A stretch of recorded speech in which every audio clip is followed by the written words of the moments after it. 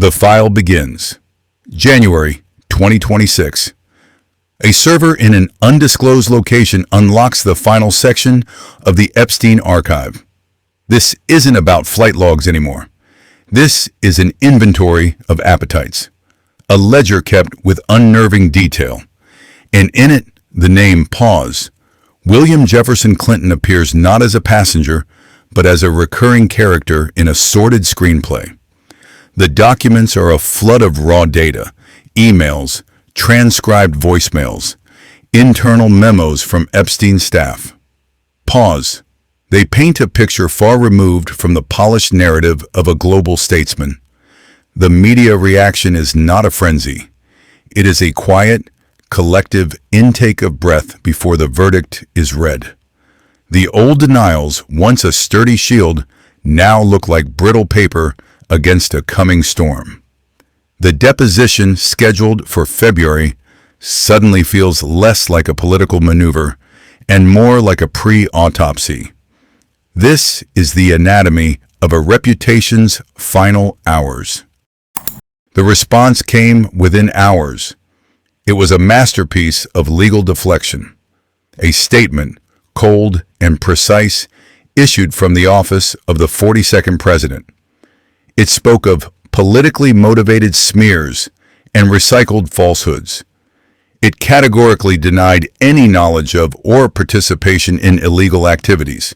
The words were carefully chosen, a fortress built of paragraphs designed to withstand a siege, but the new documents didn't necessarily allege illegality.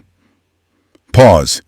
They detailed proximity, preference, a level of comfort in a world of depravity that no press release could sanitize. The public reaction was split. The loyalists saw a witch hunt. The critics saw a confession by omission. Commentators dissected every syllable of the denial, searching for cracks. The statement was not a denial of presence. It was a denial of crime. A distinction that, in the court of public opinion, had ceased to matter. The ghost of the private jet was no longer just a political problem. It was becoming a permanent part of the legacy. It was becoming a permanent part of the legacy. A stain that could not be laundered by philanthropy or polished by time. The anatomy of this particular fall begins not in a New York townhouse, but in the dusty, desperate ambition of Hope, Arkansas. A boy driven by a hunger for something more than his small town could offer.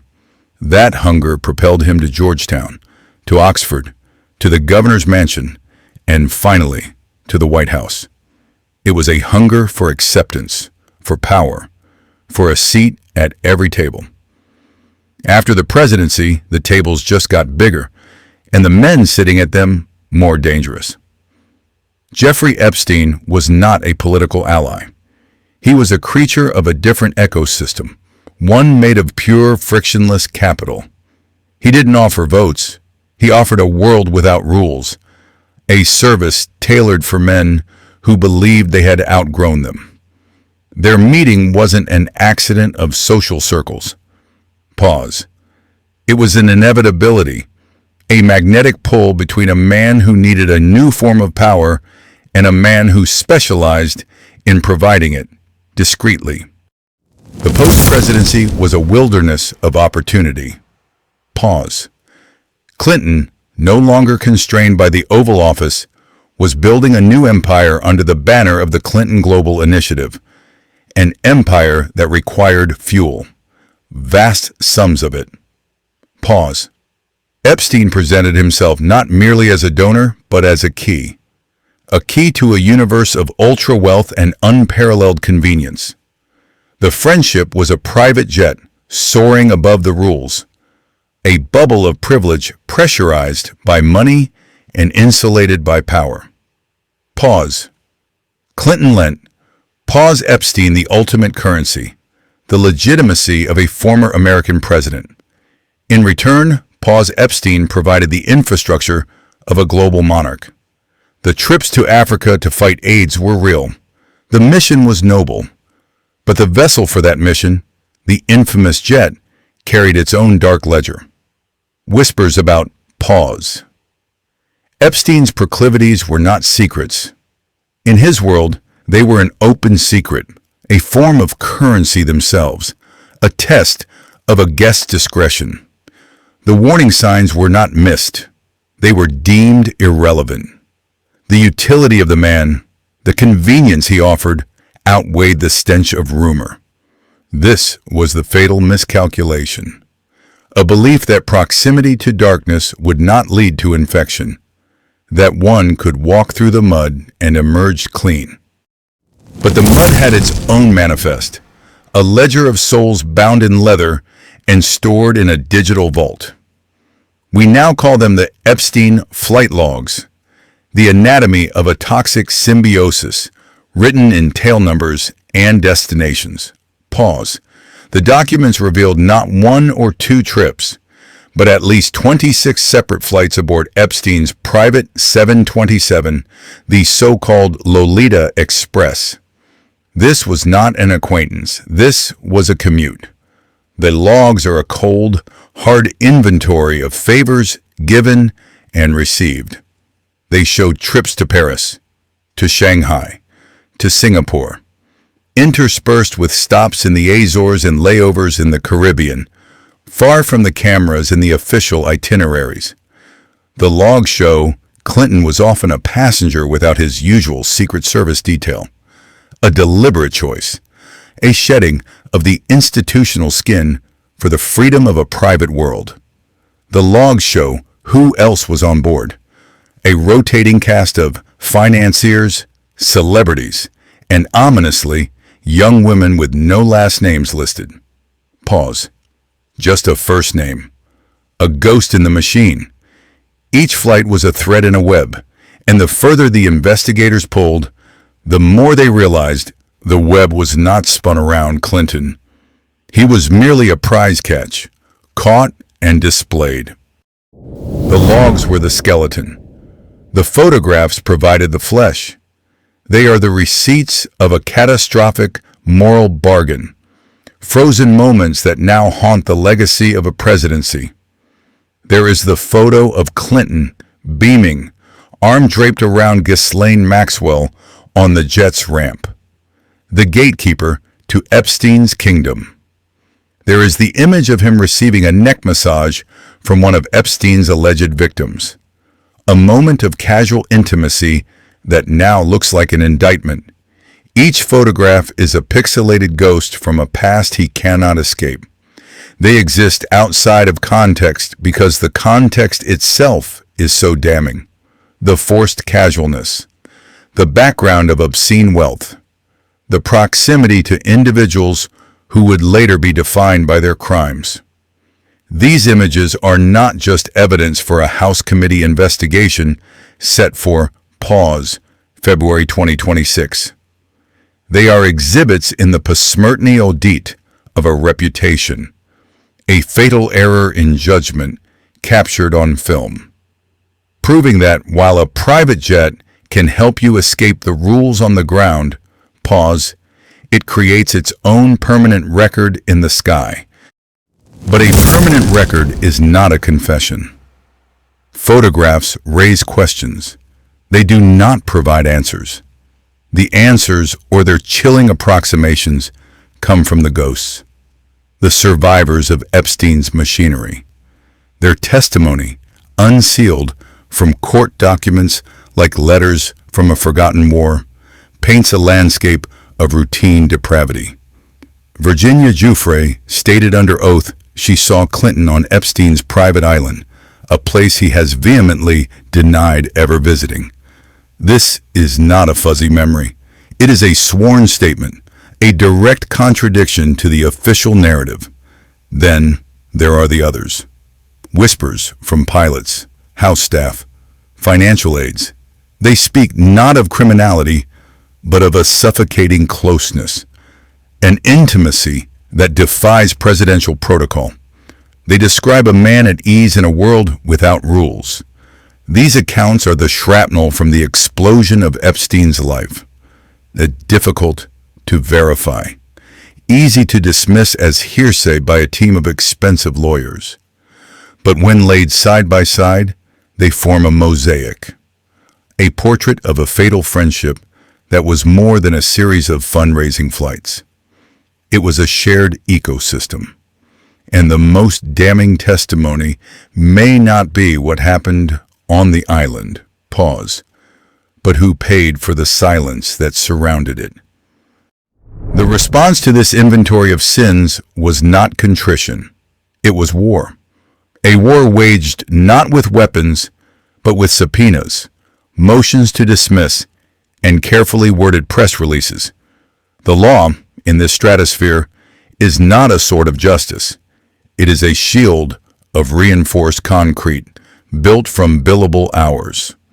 The House Committee's investigation, culminating in the February 2026 deposition, became the primary battlefield.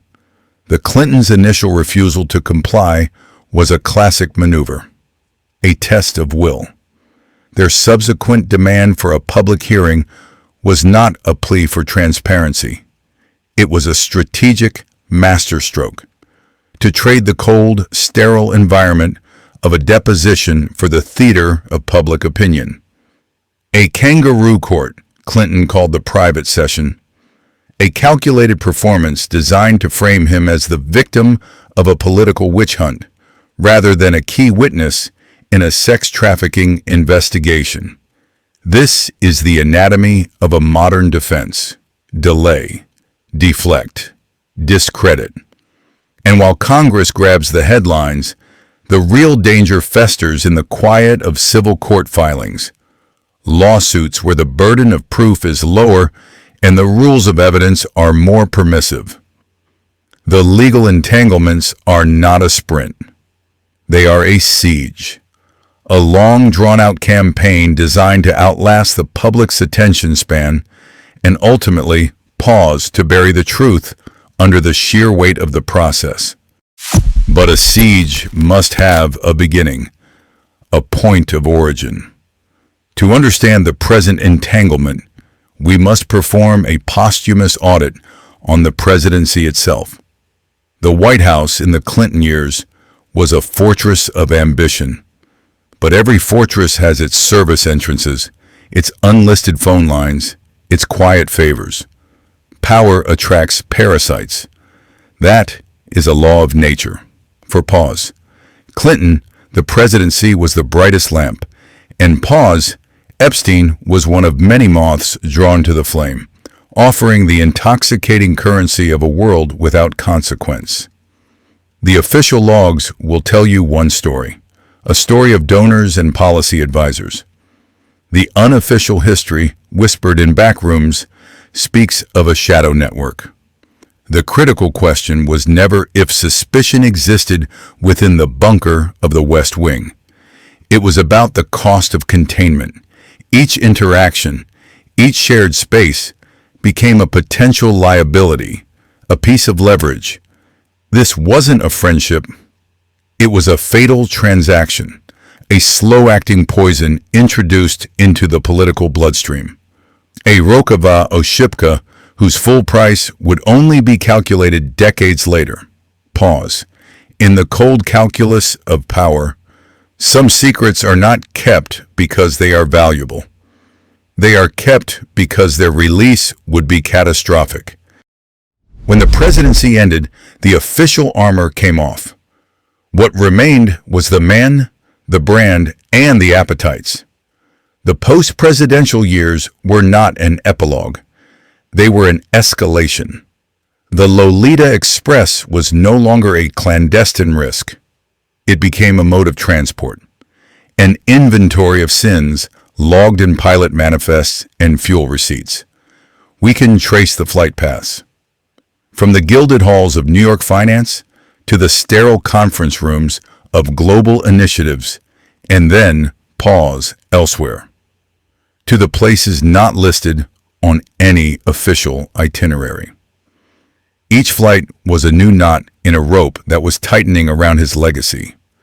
The public saw the statesman, the founder of the Clinton Global Initiative, a man wrestling with climate change and global poverty. The archives show a different ledger, one where the cost of convenience was a deliberate blindness. His defenders call it poor judgment. A biographer, pathologist, calls it a symptom. A symptom of a world where power and wealth create a reality distortion field, where the normal rules of cause and effect are suspended. This is the anatomy of the fall after the fall, the slow, quiet decay of a reputation happening in plain sight while the world applauded. The official story was deployed, a firewall constructed from the polished wood of boardroom tables and the recycled paper of press releases. The explanation was simple: a transactional friendship, a shared interest in global affairs. A man, Epstein, who presented himself as a financier with eccentric tastes and a passion for science. Clinton, the narrative goes, was merely a passenger, a guest, a man who saw only the facade. But the pathology of this defense is its greatest flaw. It requires one to believe that a man who could dissect geopolitical crises and navigate the labyrinth of global power was somehow blind. That a Rhodes Scholar possessed the situational awareness of a child. This explanation isn't an alibi. It's a second indictment, the indictment of calculated ignorance, a willful blindness that is, in itself, a form of complicity. The argument that he knew nothing is more damning than the possibility that he knew everything. It paints a portrait not of a victim, but of a man for whom convenience was worth more than curiosity.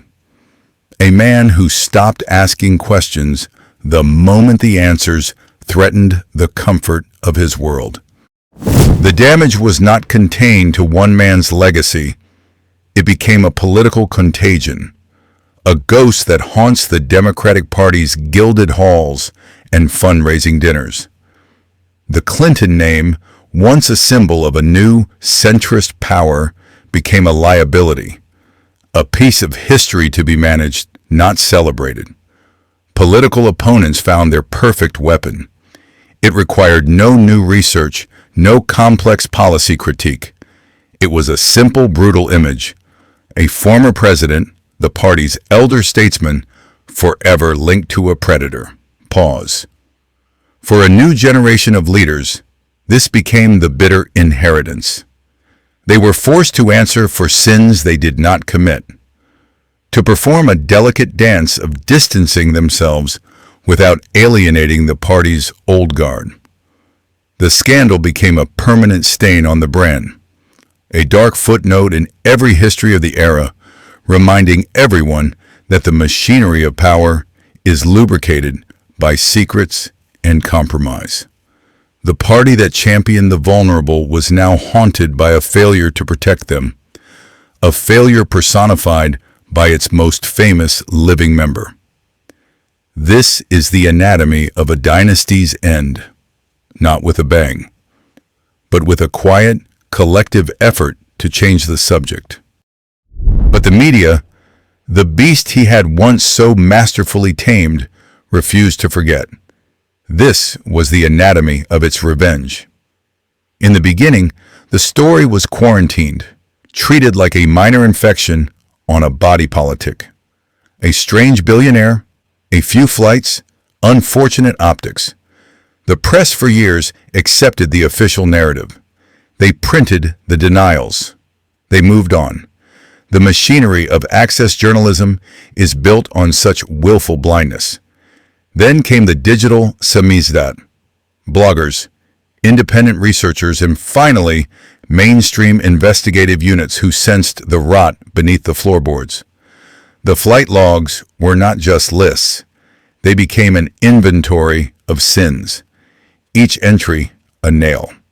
The narrative shifted from careless association to calculated complicity. The question was no longer if he knew. The question became what he saw. Old interviews were re-examined, his words twisting into new, horrifying shapes in the light of fresh evidence. The media, which had built the monument, now held the sledgehammer, performing a public autopsy on his legacy.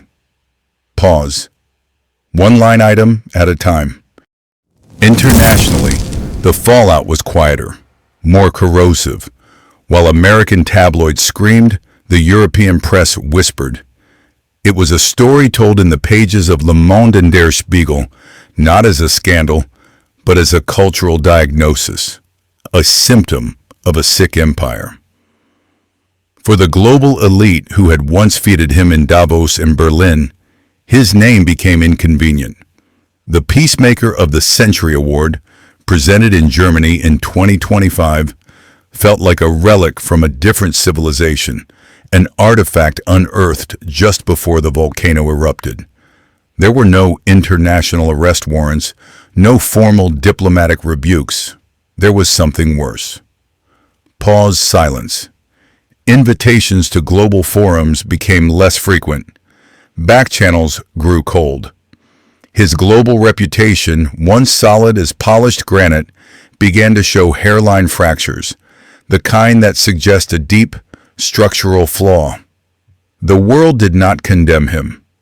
It simply began the slow, polite, and irreversible process of forgetting his number. These are the true oblonqui imperi, the wreckage of an empire of influence. Not a battlefield, but a Rolodex quietly being purged. The anatomy of this particular purge was different. It wasn't a political exile, it was a quarantine. The relationship with Paul Epstein wasn't one of friendship. It was a complex ecosystem of mutual leverage, a currency of access exchanged in the silent, pressurized cabins of private jets. For Paul Clinton, Paul Epstein provided a portal back to a world of frictionless existence, a life insulated from the grubby realities of post-presidency. For Paul Epstein, Paul Clinton was the ultimate validation, a human shield made of charisma and history. This was not about money changing hands. It was about the far more valuable commodity of proximity to power, a resource Paul Epstein mined like a rare earth element. The impending deposition in February 2026 is not an investigation into a crime. It is an inventory of sins of omission. The core question is not what Paul Clinton knew, but what he allowed himself not to see. Willful blindness is the most luxurious form of complicity, an expensive privilege, a fatal mistake disguised as plausible deniability. The flight logs of the Lolita Express are not merely travel records, they are a ledger, and on that ledger, the true cost of passage was never listed in dollars. Pause. It was paid in silence. That silence had a sound. For some, it was the echo in an empty childhood room. For others, it was the click of a lock. The posthumous audit of Jeffrey Epstein's empire unearths more than financial records. It unearths mangled fates. The testimony of his victims forms a bitter testament, a counter-narrative to the tales of global initiatives and peacemaking. Their stories are not pleas.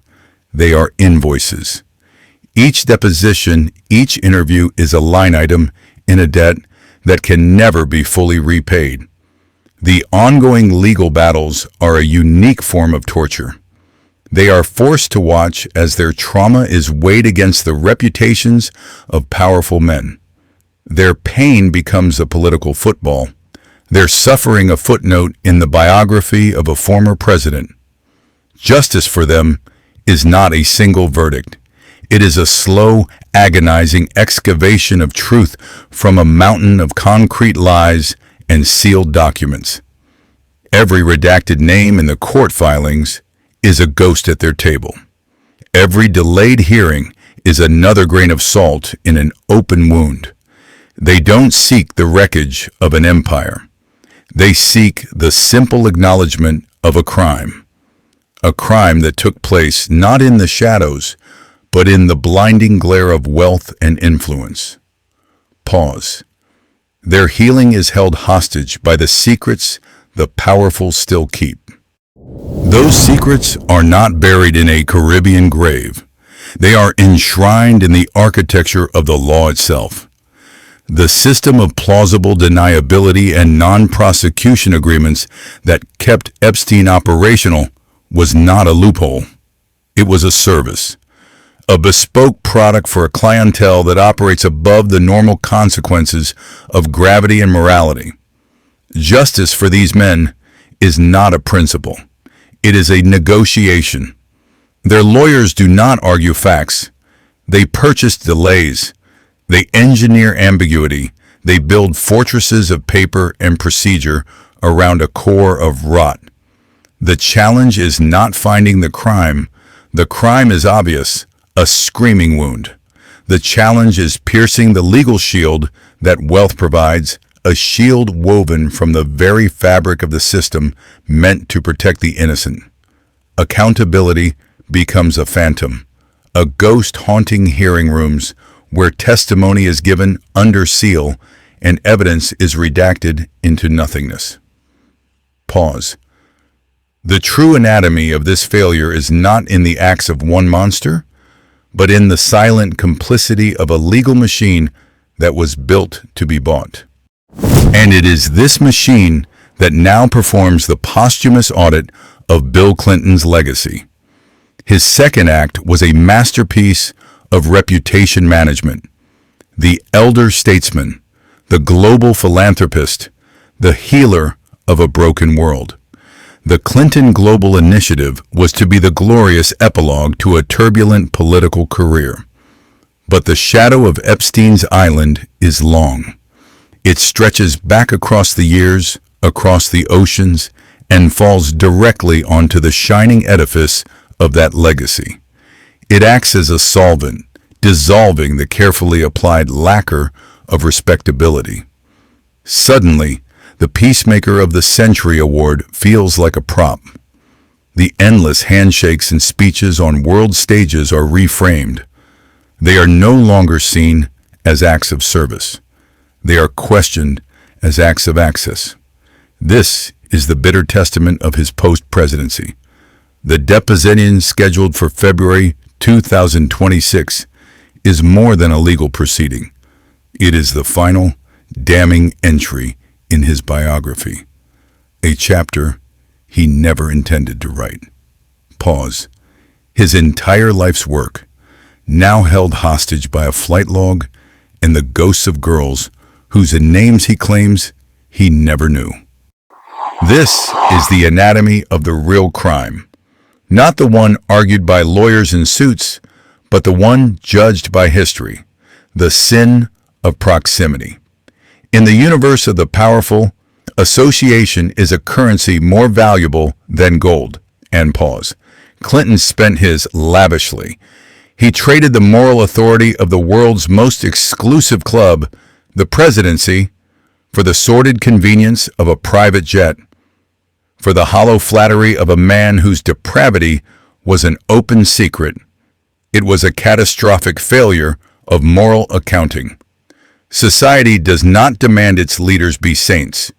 It does, however, expect them to possess a basic instinct for self-preservation, a firewall against the obviously corrupt. Pause. Clinton's was offline. Each flight on the Lolita Express was not just a trip. It was a small withdrawal from the bank of public trust, an account he had spent a lifetime filling. Now the balance is perilously low. The deposition is not about uncovering a smoking gun. It is an inventory of sins of omission, a public audit of a man who saw the rot and chose to look away, because the view from the window was spectacular. The verdict, then, is already in. It will not be delivered by a committee or a court. It is written in the very structure of his legacy. The scandal is no longer a footnote. It is a permanent, load-bearing wall in the architecture of his life story. The deposition is merely a formality, a ribbon-cutting ceremony for this new squalid wing of his memorial library. What further revelations could possibly emerge? The specifics are almost irrelevant. The damage is foundational. The shadow is now perpetual. It follows him from the global stage to the quiet solitude of his study. It is the ghost at the feast of his accomplishments, a cold presence that chills the air. This is the ultimate tragedy of power. The immense gravitational pull of dark money and darker secrets, strong enough to bend the trajectory of even the most brilliant political star. His story is no longer a triumphant arc of a comeback kid. It is a cautionary tale, a bitter testament to a man who gained the world, but in the process misplaced the deed to his own soul. Pause. The final chapter is not about guilt or innocence. It is about contamination,